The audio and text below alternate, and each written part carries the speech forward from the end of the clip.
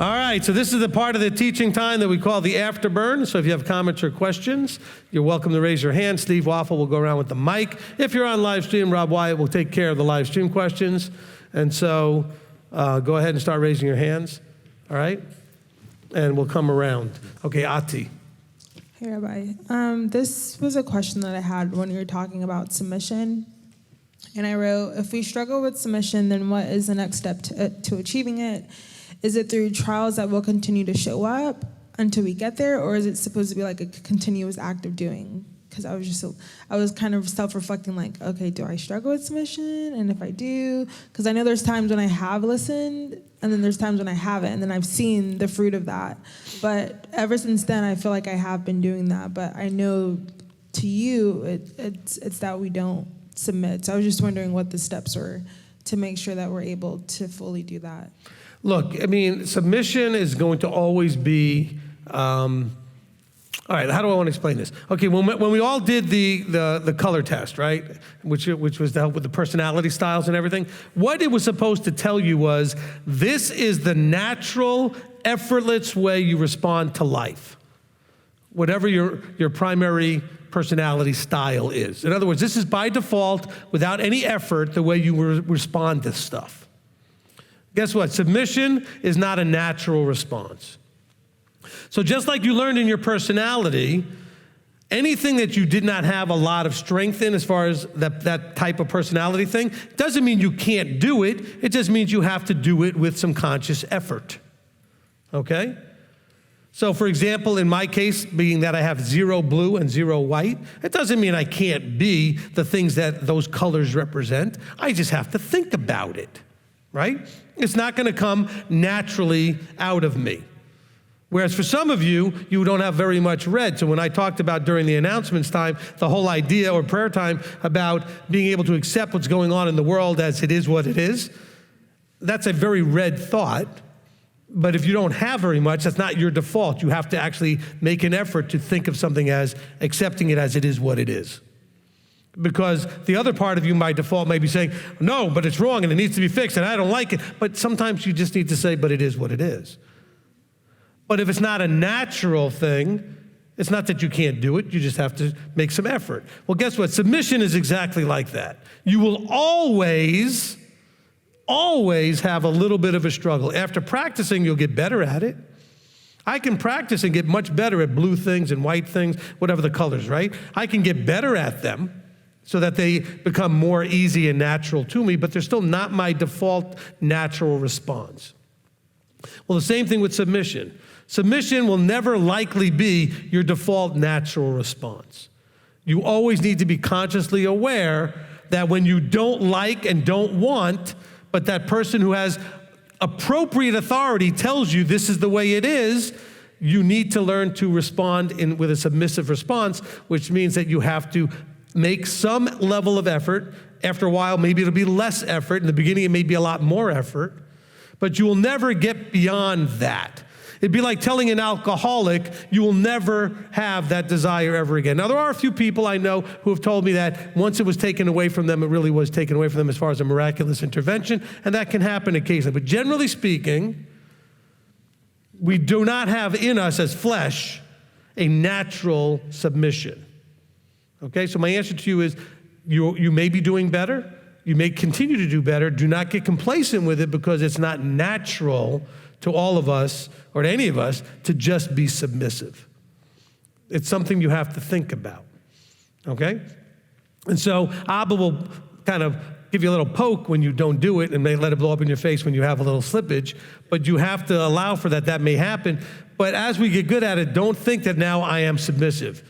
Submission is something you will actively learn to do and be consistent with. Did that answer the question? Okay? So hopefully that makes sense to everyone. So I don't want you to think the same thing when we did the personality stuff. I think it's all well and good. Just recognize it's not that you can't be whatever color you're not when you need to be. It just means you have to think about it. All right? So, for example, when we talk about, the yellow personality, for example, likes to have fun as an important piece. It doesn't mean if you don't have a lot of yellow that you're not fun or that you don't like to have fun. It's just not as important. in terms of your personality, in terms of being necessary, as it would be to a yellow person who it's very important that things be fun. All right? But you can situationally recognize that this is an appropriate time to be focused on fun. And so you may have to just go, I'm just saying is understand that wherever you are, deficient in any aspect of your personality, any aspect of your relationship vertically, any place you're deficient, it simply means that you don't do it naturally. And so you can learn, okay, to be in that way. That goes with anything. Look, some of you are awful singers. I know, I stood next to some of you. No, I'm kidding. All right? Well, wait, let me make my point. But every one of you can get good at it if you make the effort. Every one of you. Okay? So whatever you're not very good at, you can with effort. Whatever you're very good at is because that was your natural default. You were born with certain gifts and talents, things that come naturally easy for you. And because it comes easy for you doesn't mean it's easy for everybody. And just because you struggle with it and other people find it easy, don't beat up yourself. There's things you do that other people don't find easy. Okay? And so just recognize the same thing comes with things like the vertical relationship. There are certain aspects of the vertical relationship, like maybe some of you, when you found out about Saturday and Sunday, that was easy, you switched over. Some of you, the whole Christmas thing, and you got rid of that was easy. Some of you then, there was other parts though, maybe the shrimp thing was tough, or the bacon thing was tough, or maybe there's some other aspect that was tough. Everybody has their thing that was easy. Some of you, the dietary stuff was simple, but maybe giving up the holidays was hard. So just don't judge anybody what was their struggle and what was their easy. But all of us, when it comes to submission, have a struggle. Okay, that is not natural in man. Okay, it is not natural in man to submit. Okay? If you look throughout history, authority has always been imposed. Okay? Authority has always had to be imposed. But Yahweh wants this to be different.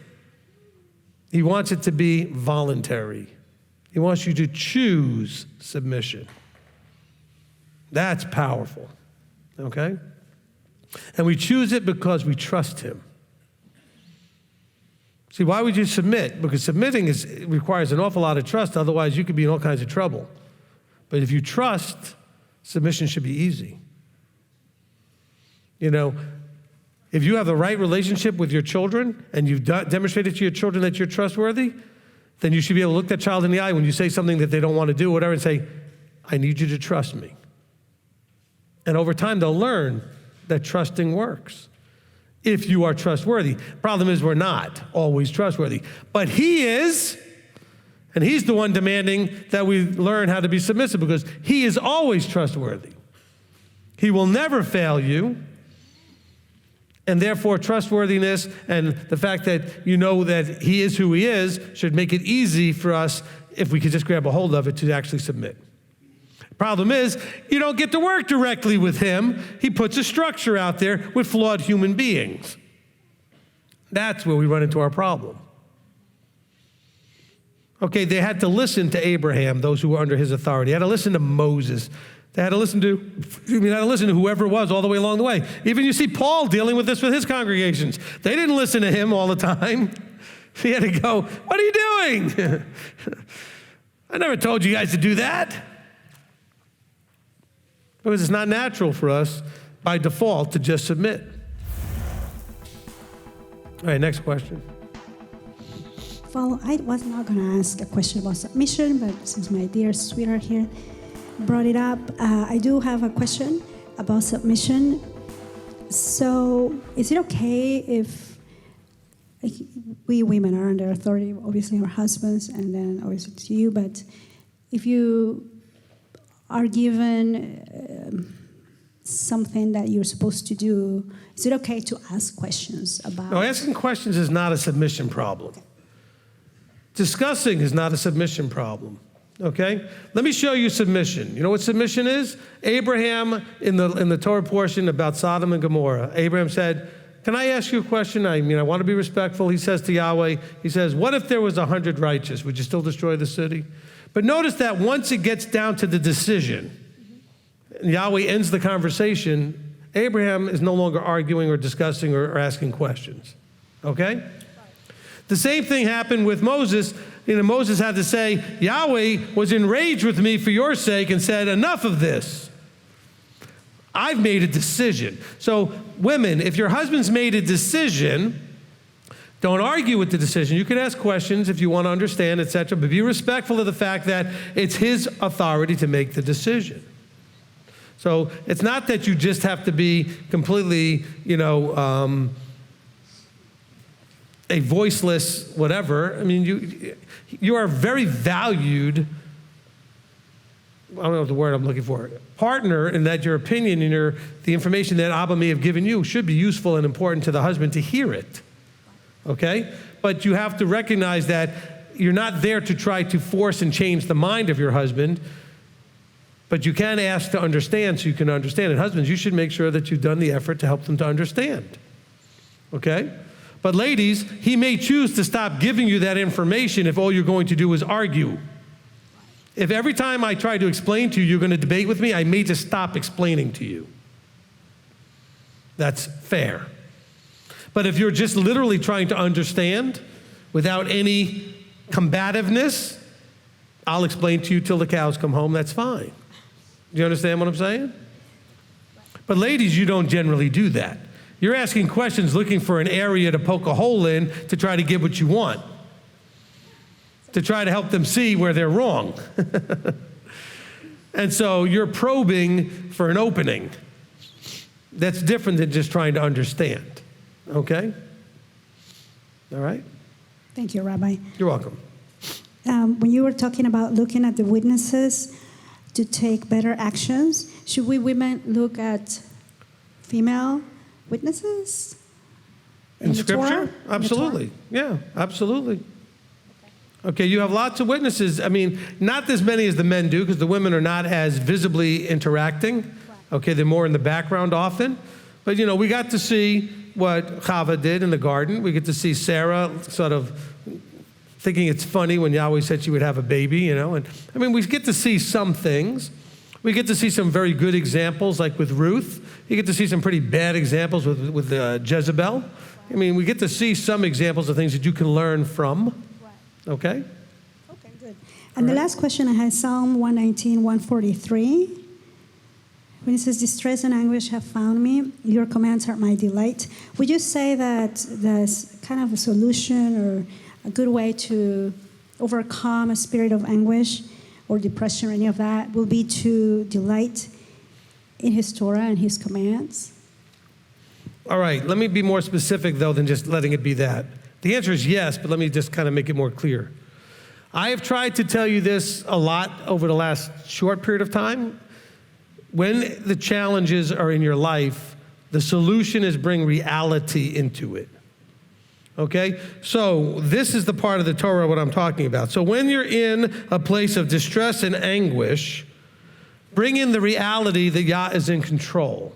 Bring in the reality that there is a hope of a resurrection. Bring into it the reality of a future kingdom and millennium that you're going to get to see. Bring those realities in that bring you to a place of hope and not distress and anguish. Optimism and not pessimism. Remind yourself of the realities. Starting with, we have a creator who's in control. Okay? Okay, so it's not just thinking about Sabbath keeping and the Ten Commandments and the law, but the realities of Torah, all things that he has taught us is Torah. He's taught us that there's a future, that there's a millennium, that there's a kingdom, that there's forever.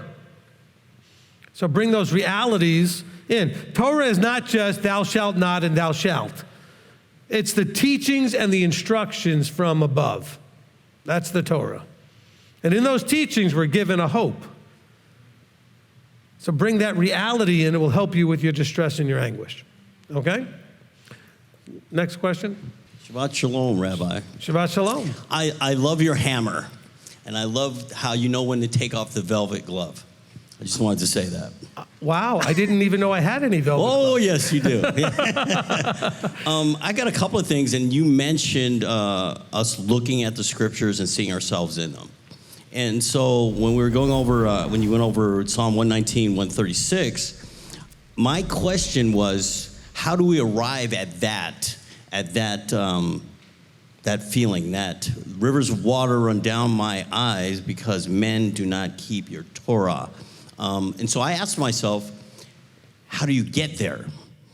And the first thing that came to my mind, what distinguished David above his contemporaries and even us, was his heart. Now you've said, let this mind be in you that was also in Messiah Yeshua. My question is, what about Messiah's heart? Because it is said, he saw the multitudes and had compassion on them and was moved. That's where I want to be. I want to be moved. I want to have his heart. And in my own experience, it wasn't until brokenness came in that I learned to become a husband and a father.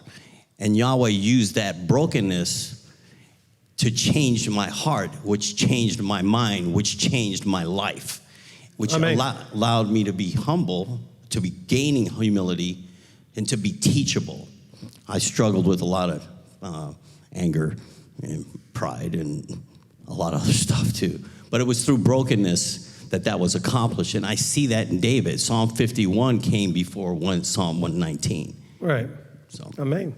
Okay, so look, the Hebrew word lev, which was translated always as heart, actually also could be almost more properly translated as mind. Okay? Mind being a combination of thought and emotion. Okay? So when it says that David had a heart like unto Yahweh's, it's a mind, which is a combination of our thoughts and our emotions. Okay, so when it says, let this mind be in you, it could have just as easily in the Hebrew said lev. Okay, because there are those, of the Orthodox and the sages on the Jewish side who will translate the understanding of heart as also the way we would think of the mind. Okay? And so, because we know the heart is where blood pumps and the oxygen pumps through the blood to our body, but we always think of the heart as where our emotions are. Okay? Not necessarily that's in the inside of our skull, but it's inside of our heart in some ways. So it's this mind, which is an emotion-thought combination. So let the mind be. By the way, do not feel bad if streams of water don't run down your eyes. I was really trying to help you understand. That's not a Torah command that you should be able to cry for everybody. Because, not everybody feels those kind of feelings. But you shouldn't be, on the other side of it, judging them the way I was talking about. But rather have the thought that, hey, feeling at least that empathy and sympathy for the fact that they're only hurting themselves and that it is sad. So it's a metaphor for sadness that they're doing these things that they're doing that are foolish, as opposed to judging, look at them, look what they're doing. Can you believe they're doing that dumb stuff or whatever it is? Okay? Now, some of you, because of your personalities, type of personalities, would cry over those kind of things. That's the level of physical response to that emotion. I may feel just as emotionally the same, but I may not have the same physical response. But this is the metaphor, is that you can picture when someone is sad and empathetic, tears are the metaphor for that. Okay? The caring, I care about you and I feel bad for you and I feel that empathetically feel for you, we would think of as I cry for you, I have tears. That doesn't mean literally that that's what you have to be doing, okay? So when you say, how do we get there? It's a mindset, which is an emotion and thought combination that's appropriate to that mindset as opposed to a physical manifestation. You may not, there are people I know that think things are hysterically funny that you don't really see them laugh very much out loud. They think it's just as funny as you do while you're rolling on the floor. But some of you roll on the floor, and some of you just kind of chuckle, to yourself, a little chuckle, right? But yet you both probably think it's just as funny. So don't go necessarily by the physical manifestation of it. Okay, good. Excellent. But I appreciate the rest of it, talking about the brokenness, talking about some of the other things that are happening that get you to a place where you can look at other people with a compassion of recognition that it's not their fault that they are where they are. They didn't choose to be in that mess. Abba has allowed them to not yet have their bubble burst. I believe there's a very small percentage of people that have had their eyes opened who have chosen to ignore that. So most of the people you see, just he hasn't worked with them yet. That's his choice. And we talk about that in the Millennium and Kingdom teaching as to what my thoughts are as to why that is, okay? All right, who's next?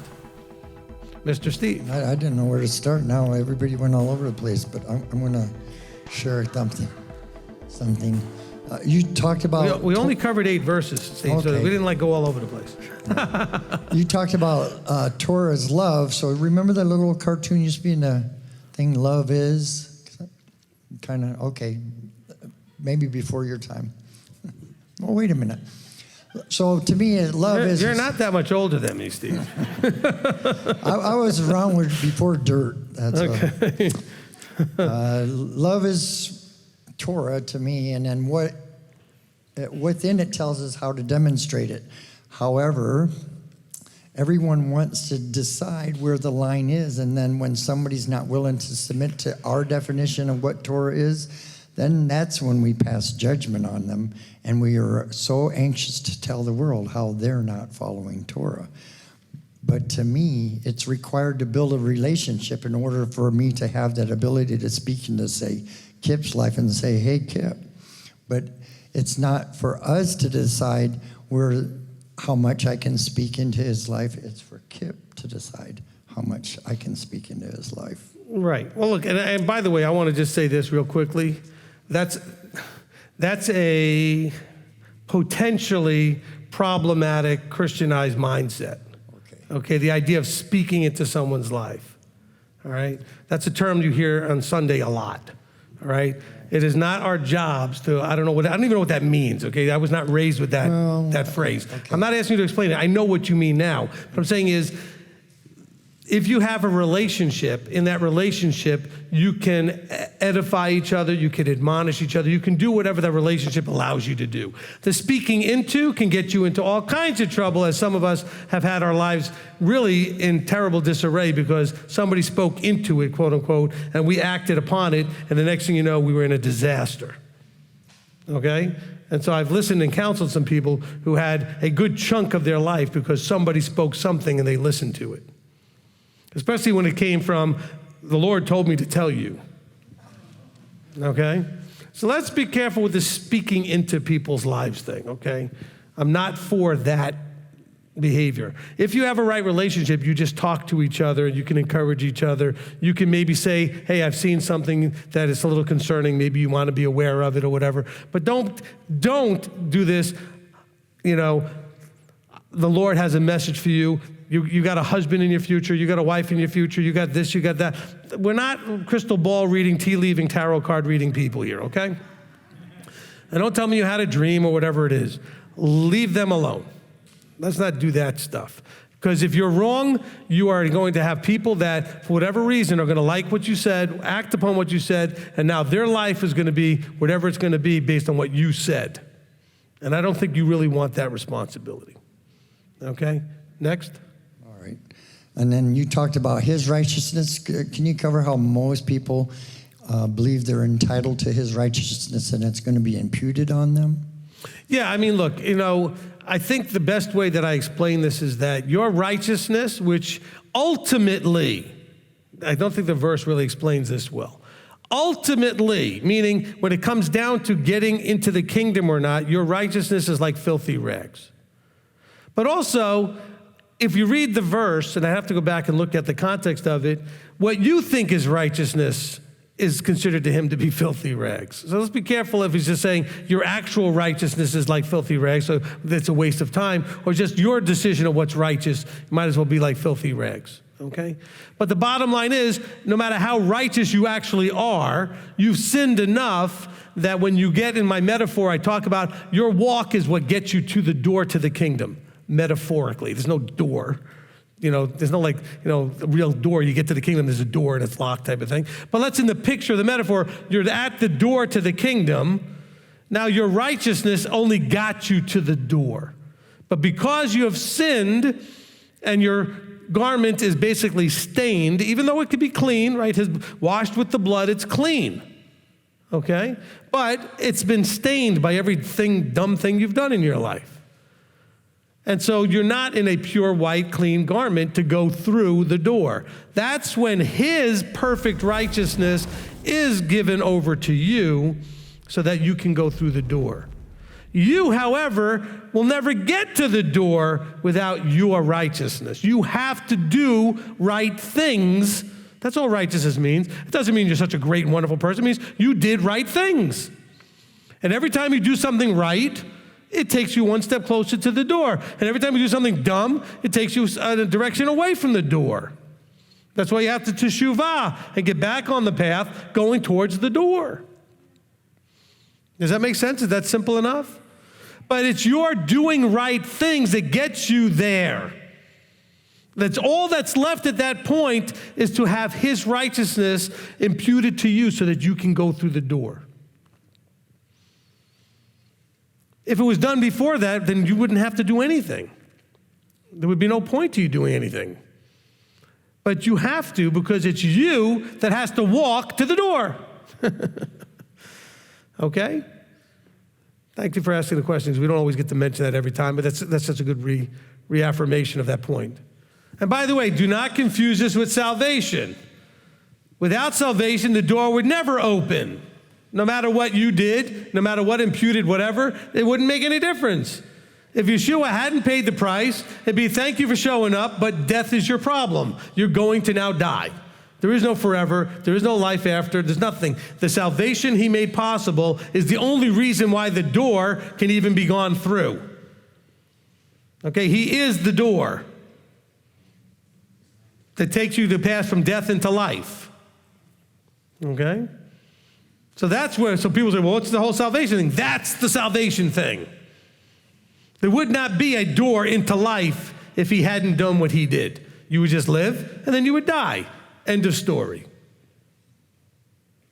The only reason there's more to the story is because he provided what we call salvation. Deliverance from death. Okay? Richard. Oh, thank you, Rabbi. To go along with the brokenness that Jesse talked about in that verse where the tears don't have to be physical. They can be that heartfelt emotion because you've been there and done that. And I liked what you said just before I stood up about it's the doing. We can have the best theory and the best read biblical knowledge there is, and if we're just sitting at home, we're still just sitting at home. So when I do it, then my mind starts to change by my actions. My actions don't change my mind. It's the doing that makes the difference. Amen. And look, and I know that that's unusual in the Messianic, Hebrew roots, Torah-Observant, whatever community, for a teacher to literally tell you, you have to do this stuff. Because I watch them on these shows and YouTube things and all these other things where they dance the unbelievable dance of trying to say, well, you know, you don't have to do anything, but you kind of have to do anything. And they sound like babbling idiots. And I'm not trying to be insulting. It's just that it's unbelievable. Because they want to go with the, we are saved by grace and there's nothing to do. Of course, they don't understand what that verse means. And you can go listen to the grace teaching, and I explain it very thoroughly. But they also know that he expects us to be obedient. And they don't know how to say both. How do you say we don't have anything to do, but we have everything to do? Because they don't understand the simplicity of the process. He did the part you can't do. He made life possible. All the rest of it, you've got to do. And the beauty is, he tells us what it is that he expects us to do. So you don't have to figure it out. You don't have to make it up. You don't have to guess. But you got to do it. And what Richard was talking about is the idea of, what I talk about often is the idea of, like it says, is knowledge power? And the answer is no. Okay? It's information unless it's applied. You could read your Bible every day for hours a day, and it would be 1,000,000% of no use to you unless you applied it in your life. So all you have reading your Bible is potential power. It's a potential power. It's not actual anything until you do something with it. Okay? I mean, I can fill my car, which has an engine, with gas, but unless I go in and turn on the car and then put it in drive, it's got a potential to go somewhere. Even though I filled it up, it works, everything works. But if I don't actually get in it and turn it on and put it in gear, it's not going to go anywhere. Just sitting in my driveway, it's of no use. So well said. All right, next. All right, live stream. Okay, from Michelle Perez. It says, Rabbi, I'm yellow-white and don't go against authority, so does that mean I'm not submissive? All right. You're yellow-white? Is that what she said? Okay. So look, the fact that you don't bang up against authority doesn't mean you're submissive, okay? The white personality, because I don't want to get in trouble saying white people. You white people. Okay? All right. The white personality style is mostly about conflict avoidance. It's about peace. So if you're dealing with an authority, you're not going to generally be combative, or you're going to do whatever you have to avoid conflict with that authority. That does not mean for a second you're submissive. Matter of fact, the white personality person is likely to go do whatever they want anyway, after looking you in the face, smiling, and saying whatever they need to say to not have a fight. Okay? Because the white personality is the strongest personality of independence, and they will go as far away as they can from anything that feels like control. Okay? Okay, anything that feels like control, they just do not want to be anywhere near. But they will smile at the control and then walk away and ignore it completely. Okay, so that's not submission. Okay? That is not submission. All right, remember we have two children being talked about in Scripture. One says no to the parent and then goes and does it anyway. One says yes and doesn't do it. The first one was blue, the second one was white. The blue one said no and then realized, oh, but that's wrong. I need to do it anyway, and I'll go and do it. Okay? And the white personality said yes, and then went and completely ignored him. Okay? And so there's an example of likely personalities in that particular thing, okay? So submission has to do with that you trust the authority, even though you don't agree, you don't get it, you don't want to do it, and you do it without looking like you're sucking a pickle while you're doing it, okay? So you're not whining and complaining and, okay? But you're trusting it and doing it anyway. Okay? But your white yellows are generally not doing what anybody's telling them to do. Okay? The white because of the control, the yellow just because they don't care. It's not fun, they're just carefree going. They already forgot about whatever you said 5 seconds after they walked away from you. So they're not, okay, they're not even aware that you even had the conversation. They were listening to music in their head and seeing butterflies while you were talking. Okay? They didn't likely hear a word you said anyway. They're like, what? Because you walk up to them, the yellow people, and you say, I thought I told you to, and they're like, what? They didn't hear anything you said. You know? There was a whole nother story going on in their head or whatever, you know? They were already off somewhere else, ready to go play. They were just waiting for your, you know. They were just waiting for your lips to stop moving so they can move on to the next thing. The whites can do that too. My brother was that way. My brother was very white when he was young. My middle brother, the next younger one, and he was a reader. He would sit there and he could read literally a 600-page book in a day. He'd just sit there and read the whole book for 5 or 6 hours and read right through it. And so if you interrupted him while he was reading, he would look up, wait for you to stop talking, and go right back to reading. And I know he heard nothing. I know he didn't hear one word. Be like, hey, you want to go out? We're going to play football, blah, blah, blah, blah. I stopped talking, like waiting for a response, and he just went right back. He didn't hear a word I said. Just, oh, you stopped? Good, okay. That was it. You know, so, all right? So when you say white, yellow, as far as submission, look, submission is an active type of behavior. It's having an authority that you recognize as authority. They're requesting that you do or not do something, and you're going to, whether you agree with it or not, do it anyway, or stop doing it, whatever it is. But it's only submission when you don't like it and don't agree. For whatever reason, you don't like it or don't agree. Either because you just don't get it, you don't see it, you don't understand why it's important, you don't see why it's necessary, why you don't understand why you can't do whatever it is. I don't understand why I can't do that. Well, I understand you don't understand it, but I told you not to. That's all that should be enough. So either submit or don't submit. I shouldn't have to convince you if I'm the authority. I can give you an explanation, but I'm not going to debate it until I've given you a good enough answer. That's the key, good enough that you'll agree with me. In an authority structure, you don't have to agree, but you have to submit. Okay, Rob? From Evangeline Agalasso says, can you obey but not submit to authority? Absolutely.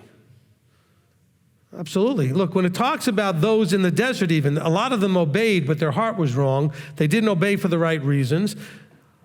You know, if you say to me, and you're my authority, go clean your room, like my parent would have said to me when I was a kid. And I'm like, and I go and I clean my room the whole time like that. I don't like this. The nerve of them, and I should be out there playing. And excuse me, that's not submission. That's obedience, but it's not submission. It should be, okay, I'll give you an example. All of you have had this experience, so I think this is an easy example. It's not really so much submission, but I think you'll understand the example. You're at a restaurant, okay? And you're getting the serving person comes up to you, and they take your order and everything else, and you ask a few questions about something on the menu. And their response is going to either be a very cheerful, oh, wonderful, let me explain it to you, great, no problem. Or you ask them, by the way, can you get me more something, I'd like some more extra sauce for this, or like, and they're like, hey, that's no problem, fantastic, I get it. They come right back and give it to you. Or the person looks at you like, all right, I'll get that. Oh, you've all had that experience. The person looks like you're asking them to inconvenience their life to get you something or to explain something. It's where I actually have said this, if you've been with me and been embarrassed, you know what I'm talking about, embarrassed because I said it in front of you. But I have said to people like, excuse me, I'm sorry for asking you to do your job to get me more of something which I can't go get myself, so it's your job to get it for me, okay? But when they look at you like, ugh. You know, we were at a restaurant the other day, and one of the managers, for whatever reason, ended up being our serving person because they just were understaffed or whatever. And so I said to her afterwards, I said, if it ever, for whatever reason, I don't want to be insulting to you, I said, but if whatever works out that you want to step down from being a manager, I said, you were a tremendous serving person. Because she made me believe that there was nothing she would have rather be doing but getting me my extra ketchup or whatever I wanted, okay? That's what you do as a serving person.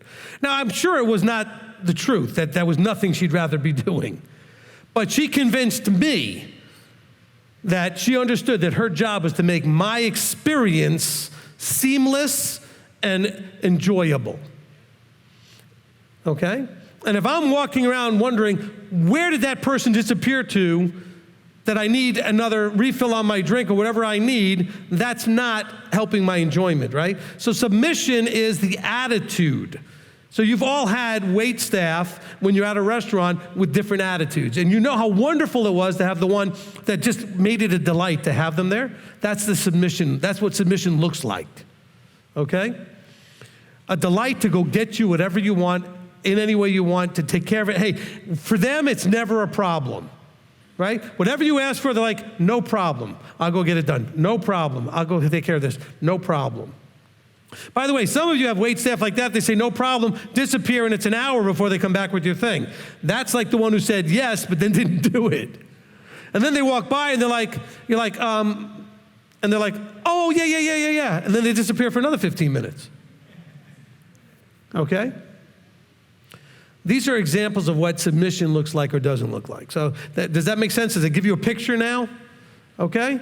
So when you're doing stuff, The way and attitude behind how you're doing it is going to also determine, it's not just obedience, but it's submission. Obedience, listen, you got children, you can make them do a bunch of stuff. They're not submitting, though. Oh, they'll do it, right? And they drag their feet, and they're going to do it as slow as they have to, and mumbling under their breath and muttering and whatever they're doing, right? That's not submission. Okay? Okay, we had some hands go up over here. All right?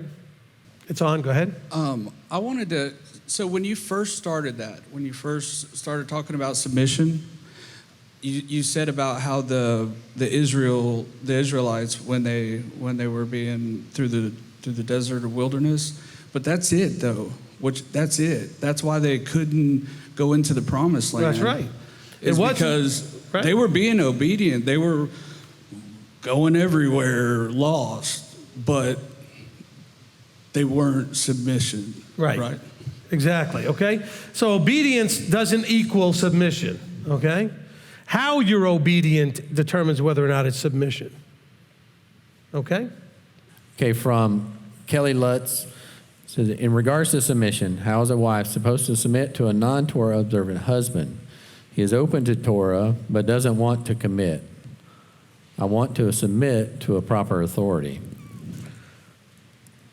All right, this person's your husband. Now, bear in mind, I'm trying to give some counsel without the whole story, but just okay. If you're married and you're the woman, your husband's not covenanted, and you're trying to walk this out, he's still your husband, which means he has authority in all kinds of areas of your relationship that have nothing to do with Torah observance.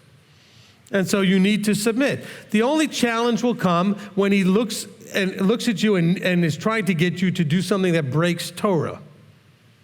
So in other words, it's one thing if in his house he wants to bring in a Christmas tree. It's another thing in his house if he wants you to participate in the Christmas stuff. Okay? It's his house. He can do whatever he wants. Now, if you have a problem, by the way, with the Christmas tree, then you have a marriage problem that may need to be resolved in a different way. But I'm saying as far as submission, recognize the authority level he has. So if he wants to have pork in the house, it's his house, he can have pork in the house. You don't have to eat it. Now, if he's somehow trying to force you to eat it, now you have a problem. So your problem has to do with if he's trying to make you break Torah. Him bringing stuff in the house isn't you breaking Torah, it's his house. By authority. I don't care if you paid for it, it's his house, by authority. Okay? Now, if you paid for it, now you may have a different battle with him saying, this is my house. But see, that's just about who paid for it. In the authority structure, he has authority in that house. He's your husband. And if you don't like it, then you have a marriage problem. That's okay. Then you may have to resolve it from a different point of view. But authority-wise, he has authority in his house. I don't care who paid for it. Now, the reverse is true. If you're married and you're the man and you're covenant, your wife isn't, you have authority to say, that tree doesn't come in my house. And if there's a problem with that, you may have a marriage problem. You may need to counsel about that and work things out that way. But ladies, recognize the limit of authority. Well, I only want to submit to him if he's the right authority. Listen, I don't care if he's covenanted. He may be a complete and utter mess as an authority. He may not have a clue how to lead and make decisions just because he's covenanted. So what he is shouldn't change what you need to do. You need to understand where you need to be in that relationship. Does that make sense? Hopefully that people understand that, okay? So you can't make him be Torah observant. What you can do is not let him make you break Torah. Hopefully that makes some sense. It is not breaking Torah by you to let a tree come in that house. That may break your relationship with him, but it's not against Torah. It's his house. Do you understand what I'm saying? You do not have authority there. You married him. He's got the authority. You can't usurp that authority. Now, if I'm the wife and my husband's doing that, I may have a different problem because I don't want to be in a house where that's happening. Then I may have to go a different route and say to my husband, if you want me in this house, that doesn't come in this house. But that's your choice. I'm not trying to tell you what you can and can't do. But I will let you know what I can and can't do. Okay? Does that make sense? All right? Hopefully, I mean, look, this is not easy. When you're in an unequally yoked thing, it's not easy. It's not black and white. It's not simple. I've seen married couples do very well where there was respect for each other's views, and so there was not those kind of things imposed in a way that the other one would be upset. And I've seen ones where it was done purposely to punch the buttons and get the other person upset, to impose themselves. And by the way, that can come from the Torah-observant person trying to impose themselves on the non-Torah-observant person. We're not to force people to obey. All right? Everything about what we talked about today was about submission, which is voluntary. You choose to obey.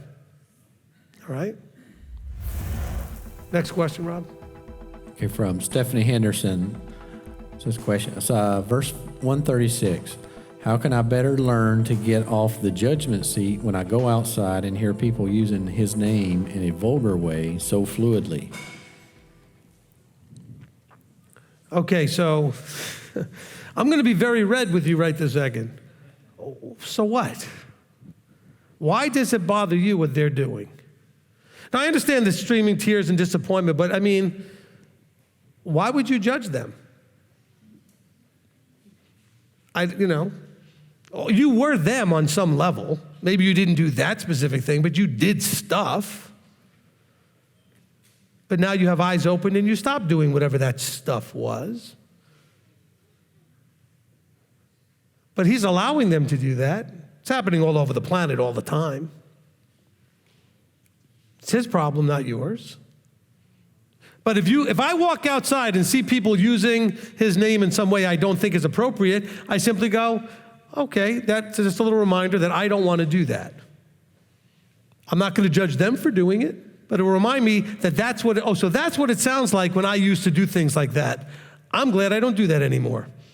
Okay? It's just a reminder that that's not pretty, it's not appropriate, it doesn't look good, it's not right, whatever it is. Okay? Use it for that. But you don't have to use it for anything else. Because all fall short, including you. Okay, next. From Roy Bolster Coates, says question, should we be concerned if Yah stops testing us? Or must we expect to be tested 24/7? Or does Yah challenge us one challenge at a time? He chooses what's right for you.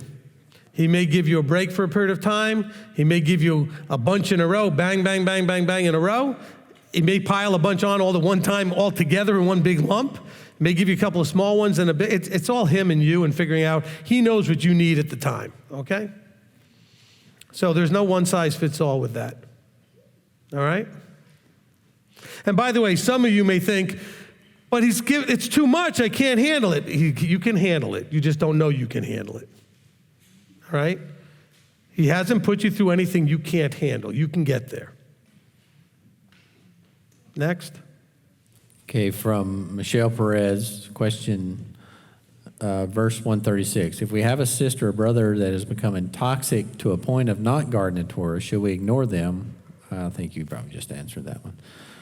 Okay, wait, let me just answer that. Okay. Okay. If somebody is toxic in your life, you probably should limit your interaction with the toxicity. And that could be Torah-observant or not. There are people that are Torah-observant that are still toxic, because you could be a Torah-observant toxic jerk. Okay, nowhere in keeping Shabbat and keeping the feast and eating properly and not stealing and not committing adultery does it prevent you from being an obnoxious, intolerant, rude or whatever it is, jerk. There are toxic people in your life that are we'll call them Torah pursuant. I think you should be removing and limiting interaction with toxic people. Because the point is that if they're toxic, you are likely to be influenced and affected, and it's like a contagion. Okay? And so, yes, I would start to remove and minimize toxicity out of my life, not Torah breakers. Everybody out there is breaking Torah on some level or other. But you need to, all of us are in toxic overload with the people in our lives that we allow in our lives that are toxic. Okay? Don't shun them. Don't judge them. Limit their access. Spend less time. Okay? Because if you're not toxic and they are, they could still use the value you can bring to them, but just limit their access. Okay? Next. Okay, Joseph Neal, it says, in verse 144, it says, Yah doesn't change. What do you say to people who claim he does? Examples like when Adam and Eve ate only plants, but then after the flood, Noah was allowed to eat animals. Okay, so there's no Torah command that says they can't do, and then he said now they can do. All right? There's a verse that mentions that the plants are for eating. And by the way, that verse isn't clear because it says every green leaf and green thing you can eat. Well, no, some of them will kill you. All right? Okay, so we're not reading about every Torah command. Like clearly there was a Torah command understood in some level about making offerings that Cain and Abel understood, even though we never hear that mentioned. So don't go by that. The better inference is to say that these things were just being clarified to Noah. Now, bear in mind that Noah needed clarification also with the idea that all the animals on the planet were now gone, except the few that were on the ark.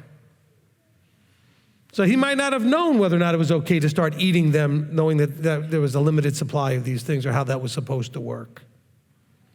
They might have been eating animals all along.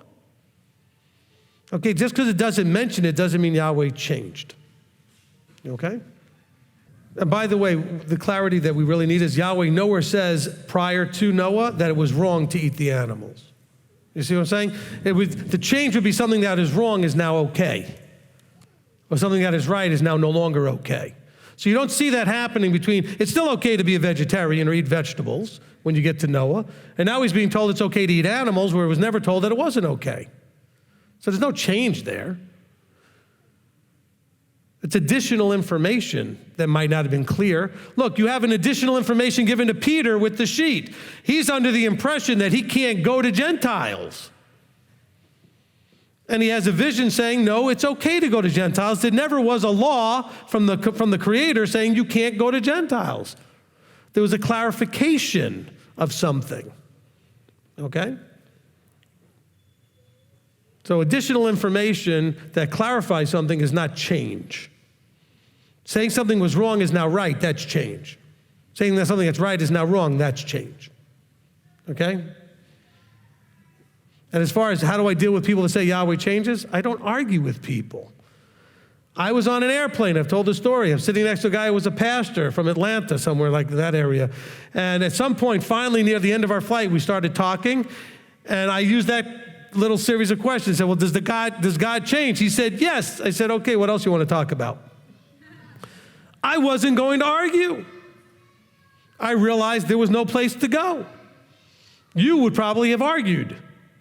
I changed the subject. I just recognized, okay, we differ on that. Let's talk about something else. He wanted to keep going. I said there was nothing to keep going. This pivotal point we see completely differently. There's no place to go. So we found something else to talk about. Flight was almost over anyway. Okay? But I'm giving you that as an example of how you can deal with stuff. I went in a direction. It clearly wasn't any place to go. So I just stopped and went someplace else. So when you ask me, what do you do when people say God changes? I change the subject. I change the subject. Because clearly we're not going to get anywhere on that one. All right? All right, it's almost 5:30. We got anybody else that's important, anything big, and we can just start to wrap it up. Do we get the children? Are they out there? They're on their way. They're on their way, okay. Just a comment from Pete and Brenda Lamb says, please let Rabbi know that his remarks during Torah study and his message today spoke with laser accuracy to the struggles we have been going through this week. Oh, praise Yah. Amen. See, and I didn't even do one of those. Somebody out there right now on live stream is suffering from...